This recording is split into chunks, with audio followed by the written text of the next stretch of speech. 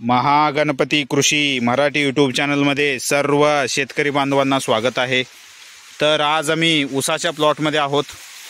तर आपण बघू शकता ह्या पद्धतीने ऊसाचे जे पान आहे पिवळं झालेलं आहे आणि हिरव्या रेगा त्याच्यावर आहेत। आपण बघू शकता दोन हिरव्या रेगामध्ये पिवळा कलर झालेला आहे। ह्या पद्धतीने हा ऊस आलेला आहे।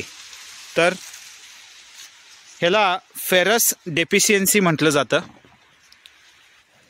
मायक्रोन्यूट्रिएंटमध्ये फेरस हे खूप महत्त्वाचे घटक आहे। तर त्या घटकाची पूर्तता झाली नाही तर ह्या पद्धतीने ते डेफिशियन्सी होते।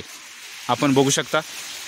तर फेरस डेफिशियन्सीमधून आपण कोणत्या पद्धतीने नियोजन करायला हवं, तर फेरस डेफिशियन्सीसाठी आपण एकरी 30 किलो फेरस सल्फेट वापरावे आणि फवारणीमध्ये फेरस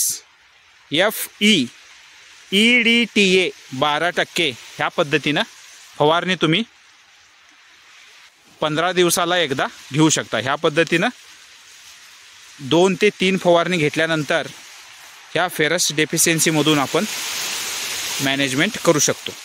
तर ह्या फेरस डेफिशियन्सी झाल्यानंतर ऊसामध्ये 15 ते 20% उत्पादनामध्ये घट होते।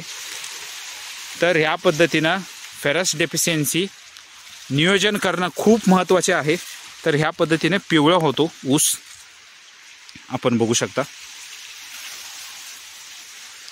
आता हा पहा, फेरस डेफिशियन्सीमुळे ह्या ऊसाची वाढ थांबलेली आहे। तर फेरस डेफिशियन्सीसाठी आपण फेरस सल्फेटचा वापर करावा किंवा फेरस EDTA 12%चा स्प्रे करावा। तर भेटूया नेक्स्ट व्हिडिओमध्ये। थँक्यू, धन्यवाद।